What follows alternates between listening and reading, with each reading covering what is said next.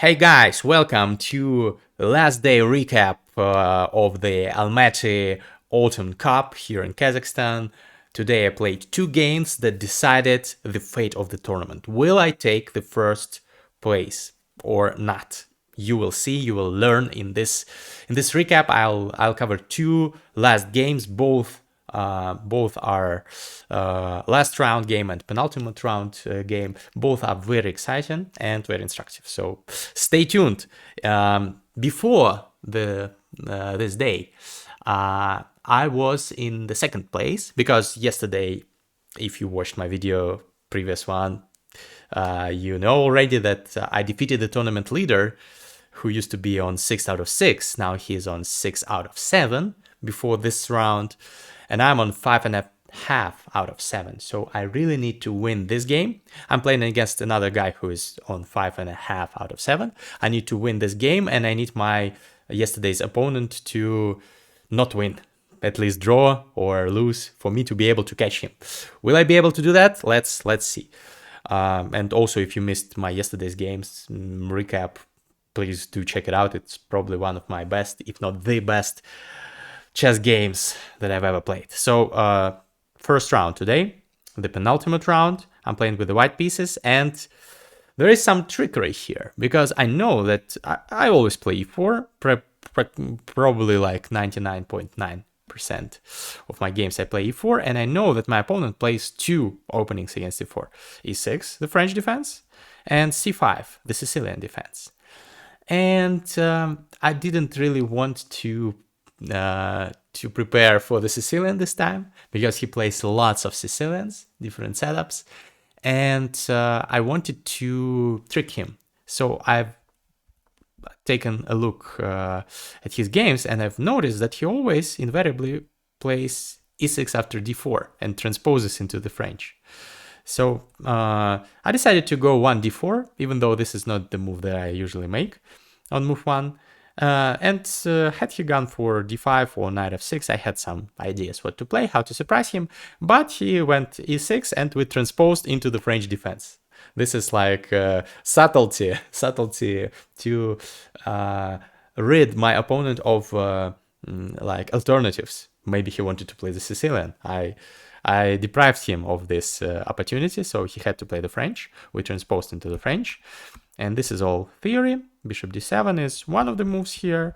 Probably the main move is queen b6 or knight c6, but bishop d7 is also very popular nowadays. And here he goes queen b6, I go bishop d3, and I was expecting bishop b5. There is some theory after this move. I was prepared for it, but he went for knight c6, which is a slight inaccuracy, because in this move order, it allows me to take this pawn. He has to take back, and then I castle. And this is a favorable position for white. White has some advantage because white has put the bishop on this optimal b1 h7 diagonal. Very often in the French, white is unable to do so because the queen has to stay guarding d4. And also I was able to trade here on c5 and castle my king. So I really enjoy some space advantage. This pawn is a nuisance for my opponent. The knight cannot develop here. Also, the knight cannot develop to e7 because then b4 will come and this bishop will have no retreating squares. So it's very uncomfortable here to play with black. I think a5 is the best move, but still black is worse. My opponent decided to drop back with the queen. I kick him with b4. He goes bishop b6. And I really felt at this moment that I should be much better. So my opponent has made some inaccuracies in the opening. Well, he's a young guy, probably doesn't spend too much time analyzing openings, which is sensible when you're young. You should do some more enjoyable stuff. Bishop f4, overprotecting this pawn because obviously my opponent is putting pressure on it. He wants to put even more pressure like this, but okay, I add another defender to the pawn. Now the rook also defends it. Knight g6, I just drop back. Now I'm very happy that he doesn't even have f6 because I'll just take and his queen is hanging. So in many variations of the French, black is relying on trying to break the center with f6. Maybe first castle the king to safety and then f6. But here he castles, and I notice that he's not even threatening f6 because I'll just take. My bishop is amazing here. And I thought, well, I can continue development with knight bd2. This is the top engine choice, by the way. And I thought maybe I'll even advance like this or like this. Maybe I put my knight here. Maybe I put it here. Maybe I rotate it like this and start an attack with h4, h5. And then I thought, you know what? This knight on g6 is really misplaced. It doesn't have a single move to move it backwards is not a happy decision. So I thought it's a very common theme when you have your opponent's knight on g6 or b6 to push the flank pawn, a4 or h4. And I thought for some time, and I thought, you know what? Let's go h4. And I completely forgot one thing. I was so angry at myself for forgetting this thing. Because you see the evil bar is dropping. Why? Because he has f6 now. Because my pawn used to be there on h2 defending this bishop, and now it's not. And if I take, he'll just take my bishop. And I completely forgot that this is a pin. I cannot take the queen. So I cannot take on f6. And black has successfully achieved this breakthrough. And now my h4 pawn looks stupid. It would have preferred to be back on h2, but now it cannot go backwards. And this pawn is hanging. And if I go h5 as intended, he'll just take. And he'll have won my pawn, very important central pawn, and I'm already close to losing. This is how important this pawn is. I cannot even defend this pawn, because if I go queen e2, putting more defenders on this file, still it's not enough, because he takes, and if I take here, I cannot take on e5. Because yes, my rook is defending my queen, I have enough defenders of e5. But I don't have enough defenders of f2, because this rook and this bishop deliver this killing blow, and I'm losing. So unfortunately, I cannot go queen e2 and protect this pawn, and I have to do something about it. So I thought for some time, maybe I'll just take. This is the top engine choice, by the way, to take. And then I thought, but still e5 is hanging, and still I cannot go queen e2, because there will be the same ideas. I will not be able to trade here, because f2 will be hanging at the end. So I will lose this e5 pawn. So I thought, okay, queen e2 is out of the question. Maybe I should go queen c2 or queen d3, putting pressure. Oh, sorry, not d4, d3, putting pressure on g6, counterattacking. But then I thought it's bad, because he'll just take. And once I take on g6, he can go rook f6, for example, kick me away, and then double up, put more pressure on f2, and he has this amazing pawn center, big black center, that is controlling the vital squares in the center. He has two bishops, and I'm close to losing already. So I thought, okay, this is not good. Queen d3. So bishop takes g6, followed by queen d3, also doesn't work. The computer surprisingly finds some resources like a4 here. Well, I saw this idea, of course, but I thought a5 and what next? But the computer finds knight d2 here. So still second, the e5 pawn. Takes, and then knight takes e5, f takes e5, knight f3, giving up even yet another pawn. Wow. But then I'll take this one. So yeah, this looks logical, and white equalizes, but I did not see this variation, and I was very, very unhappy about myself. Well, it's not easy to find. You can imagine this variation. So I did not want to give up this light squared bishop for this knight. I really didn't want it, but I didn't find any other options, and I was kicking myself like mentally. What the hell? You need to win this game. This is your chance, one opportunity to seize everything you've ever wanted, one moment. Would you capture it or just let it slip? And I let it slip. And then I thought, you know what? To hell with it. I will go forward. c4. And this is a move that my opponent did not expect. It's not the best move in the position. It's actually the third option of the computer. But it's a good practical choice. So the idea for me is, of course, that I want to go c5 to, first of all, block this diagonal and win this bishop, because it has no squares. So what if c3, c4? What if the knight takes this pawn? Very logical move, I thought. Then I have bishop g6, takes, and a3. And this knight is hit, and it has to go back, and then I can take here. And if he takes, I take with check. His king is vulnerable. He drops back here, for example, and we have a playable position, equal material, and I have some play of my own. The engine says that it's very double-edged. So this is what I calculated, first of all. So I thought knight takes b4, I'm not afraid of. I thought if black takes, so if black takes here, then c5 is threatened. So of course black has to take on c4. And here I thought I'll take with the bishop. Now my bishop is eyeing the skin potentially. He can still take on e5, for example, but okay, I can go knight d2. This is what I calculated. He is not threatening even to take me here because his queen would be hanging. So I'm down a pawn, but I have some play of my own. My bishops are kind of nice. My knights support each other. And I have a very playable position. I thought that, yes, he's up a pawn, but let's play. My rook is putting pressure on e6, whatever. So, but that would have been the best course of action for him, to take on c4. And surprisingly for me, he mixed up something in his calculation, and he took the e5 pawn. And he forgot that his bishop will be hanging, will get trapped. He has no moves for the bishop, no squares. The bishop is now falling, and I'm close to winning. He will have a couple of pawns for the bishop, but still it's not enough. So he takes here, I take here, I take in the queen, he takes, I take on e5, and of course I cannot take with the bishop because queen f2 will come, the bishop needs to defend this f2 square. So I take with the rook, he goes rook c8, and here he has 2 pawns for the bishop, and if I manage to successfully get developed, I win this game, because an extra bishop is an extra bishop. And his bishop, by the way, is stupid because it's the bad French bishop. Light squared bishop in the French usually is not very good because many pawns of black are on the light squares. So the only thing that he's relying on, rook c8, by the way, is the best move. He's resiliently defending. The only thing he's relying on is that I cannot develop this knight currently. If I go knight a3, he goes rook c3, and it's very unpleasant, a fork. If I go knight d2, he'll take on d3, so I cannot go knight d2. If I go knight c3, he'll take me by the rook, so my knight cannot get out. That means that my rook cannot get out, which I really would have loved to do. I'm playing down these 2 pieces, rook and knight.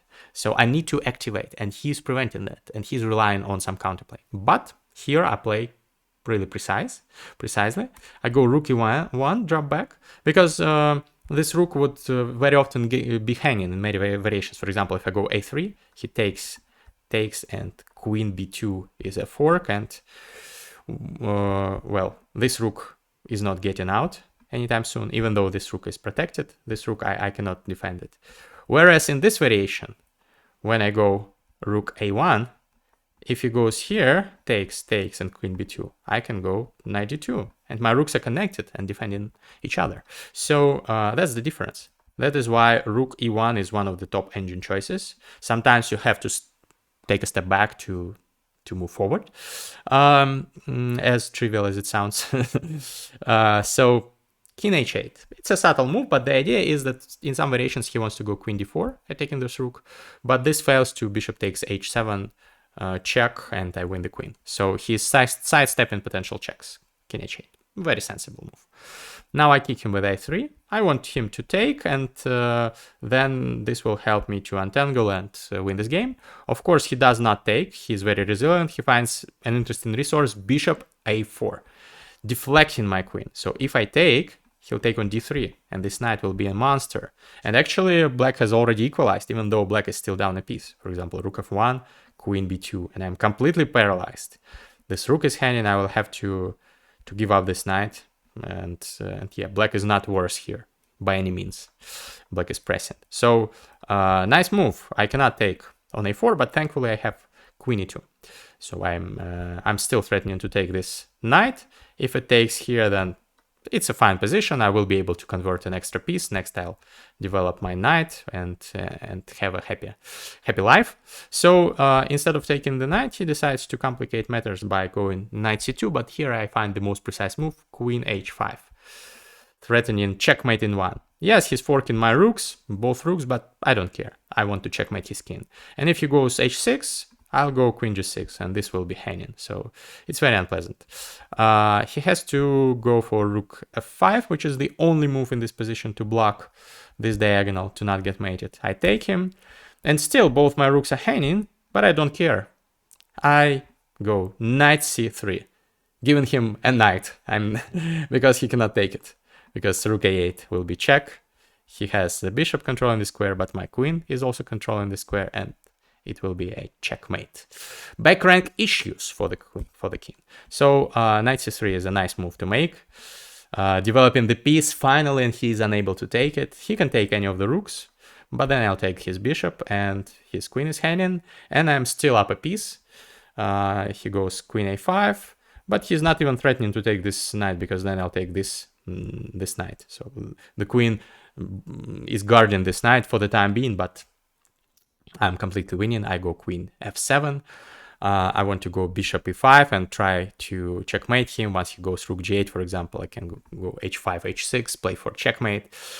Among many other things, like activating the rook and infiltrating with the rook. So there are many ways to win this. He goes knight c2, trying to attack my rook and take the knight next. But I have queen f5, a very strong move, attacking both the rook and the knight. So the rook is defending the knight. If the rook leaves the c file, then this knight will get taken. But if the rook doesn't leave this c file, for example, goes here, then this is a checkmate. So the rook is overloaded. It should guard both f8 and c2, which is impossible. And if queen d8, trying to guard the rook, then rook c1 pins the knight and pin and win. This is what will happen. This knight will get taken. So unfortunately, this is losing for him. After queen f5, he just goes rook e8. I take his knight, and he resigns. And I get this important win. And my main competitor in this tournament, Asilhan Kumar, makes a draw in this round. So we are both tied for first after the penultimate round, before the last round. We are both on 6.5 out of 8 points.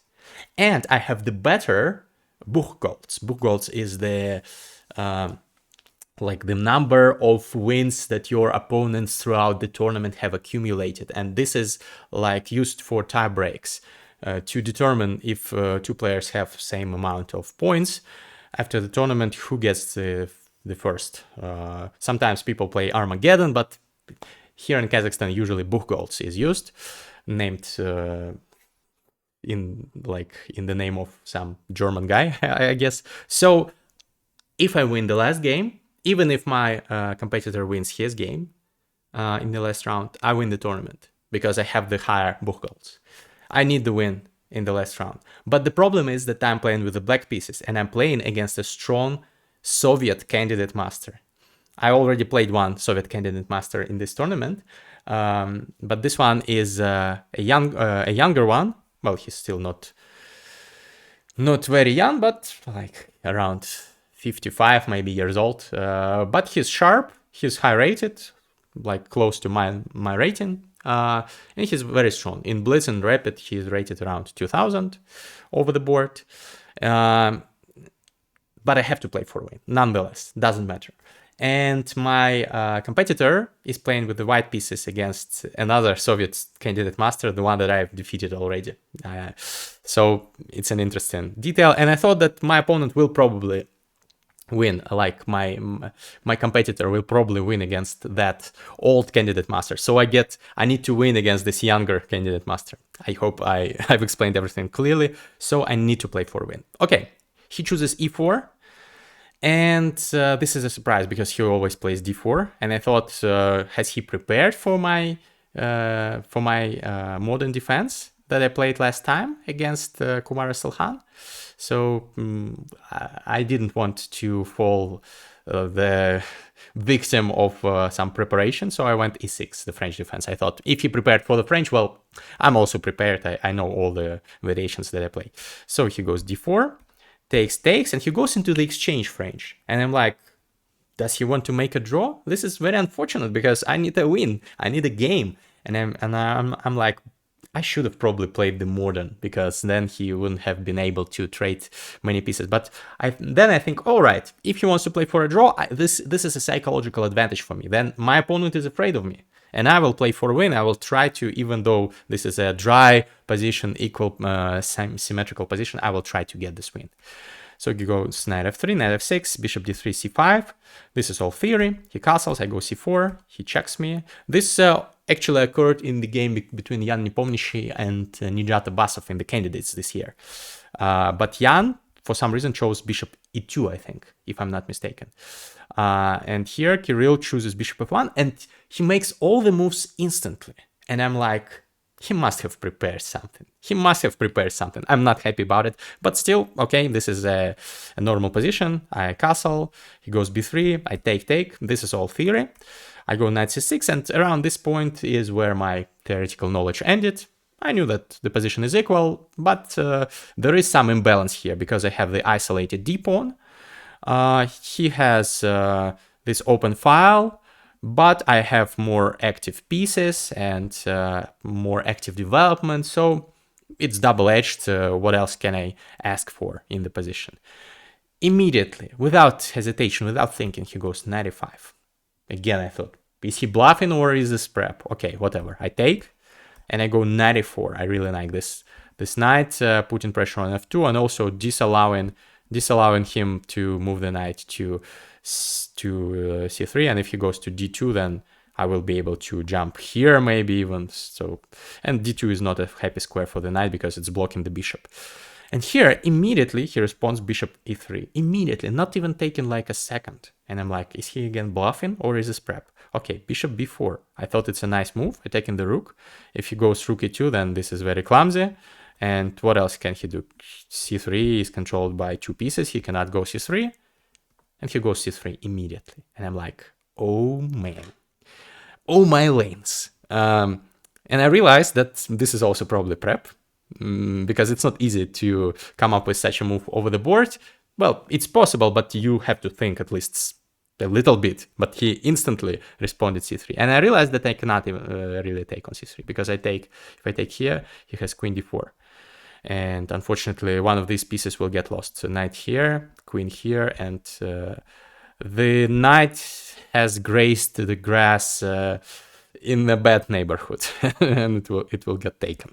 So knight c3 is not good for this reason. Bishop c3 is also not good because he can take and go queen d4 probably. Yeah, queen d4 is. It's not the only option. The engine also gives queen h5 with great position for white, but queen d4 I like more. So knight e4, bishop d3, and the two bishops advantage is very annoying. And yes, he's given up a pawn, but only white is playing this for a win. So I calculated this. I spent like 7 minutes probably thinking what to do, and I decided to drop back to c5, which is a top engine move. But a little bit already my position is unpleasant. So bishop b4 here was a mistake. I should have gone bishop f5, but I didn't know this line. After the game, my opponent told me that he has prepared using analysis by Grandmaster Khalifman, a very strong Grandmaster, Russian, who used to win the FIDE World Cup back in the days in the 2000s. And Khalifman says that c3 is a great move, and this is where his knowledge ended. So, okay, this is where he started thinking, at least after bishop c5, but I'm already worse. He goes b4, we trade. I have this weak pawn on d5, and I don't really have much play. This is the problem. I thought of going bishop f5, which is the top engine choice, but I decided, okay, I'll go bishop e6 to overprotect this pawn, and then I'll probably push this pawn to try and create some attack. And surprisingly, this is a blunder that both me and my opponent missed, because f3 just wins the game. Because my knight has no squares. If knight g5, only a square, then h4. And my knight is stuck. None of the squares are available to it. Bishop e6 was a bad move because this should have been the square for the knight. Thankfully, my opponent misses f3 as well. He tries to put pressure on the clock. He plays fast. He goes 92. And I really don't want to trade. I realize that if I trade, probably it will be a draw. And I look at the position on the neighboring board where my competitor, Asif Khan Kumar, is playing against the old candidate master, and he's destroying him. And I'm like, he'll get the win. If I draw, I don't get the first place. I get the second. I need to win. Then I get the first. I'm not interested in the second place. And I'm like, okay, I need to do something more creative than knight takes d2, because this will not help me win. So I go f5. I knew that objectively probably it's too risky, but whatever. The engine says it's a mistake and white is better. But I want to create some attack. This is my only chance to win this game. He takes en passant. I take. He takes. And here, if he takes on e4, then I take on f2, which is nice, very nice for me. I have some attack, and yeah, probably the position is equal, but I'm very active. But instead of taking on e4, he makes the top engine move, queen e1. My opponent is a very experienced player and a very strong one, as I already told you. So queen e1 serves two purposes: putting pressure on e4 and defending f2. And there is a problem, because if I go here, then c4. If I go here, then b5. And the bishop loses contact with this pawn and loses the pawn. What else can I do to defend it? I calculated that if I go here, he has this annoying check. And when I sidestep with my king and he goes bishop d5, it's a fork, and I lose one of the pawns. Still, I decided to go for it. I decided to sack some pawns to go for the attack. Desperate times call for desperate measures. So he's threatening to take here. He's threatening to take here. What do? Do I defend any of those pawns? Yes, I defend the e4 pawn because it's more important for my attack. And if he takes, in this case, he will be in trouble because he really cannot do this. This will be a checkmate. So he cannot take on e4. This is what I calculated here in this position. He can, of course, take on b7. He can, of course, take on a7, but I decided these pawns do not matter. I will transfer all my pieces, all my heavy artillery to the king's side and try to develop a devastating attack on his king. Have I succeeded in that? What do you think? Well, let's see. He took my pawn on a7. I go rook e5, attacking the bishop. He takes yet another pawn, but his pieces are stuck there. Unfortunately, queen b6 is not winning any material. I would have loved it to be true, but he can just go here and it's not winning. And if I try to pin him like this, he has rook a8, and yeah, unfortunately, I'm not winning anything here. So, but it's okay. I don't need to win anything. I need to push my pawns. h5. I want to go h4, h3, create weaknesses over here, try to put pressure on g4. Once he goes g3, maybe transfer my bishop to this square, or I don't know. I really didn't have a concrete idea of how I'm going to checkmate him. I just knew that I have to do this, and maybe some good things will happen. The engine already says I'm completely lost and stupid, but whatever. Rook a8. When you are up material, you should trade the pieces. The Soviet candidate masters, of course, know this. Kirill Karpunin, my opponent, knows this.